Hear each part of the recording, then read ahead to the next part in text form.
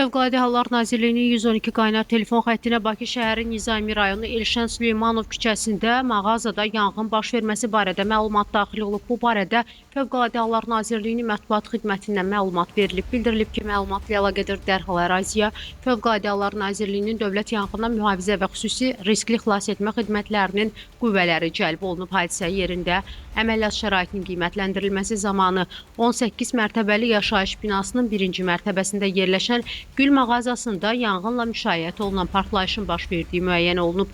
Yanğın söndürənlər tərəfindən həyata keçirilmiş zəruri və təxirə salınmaz tədbirlər sayəsində yanğın genişlənməsinə, o cümlədən digər obyektlərə və mənzillərə yayılmasına imkan verilmədən qısa müddətdə söndürülüb. Yanğın nəticəsində ümumi sahəsi 38 kvadrat metr olan mağazanın yanar konstruksiyaları yanıb. Digər obyektlər və mənzillər yanğından mühafizə olunub. Xəsarət alan olmayıb. Hadisə ilə əlaqədar aidiyyatı qurumlar tərəfindən araşdırma aparılır.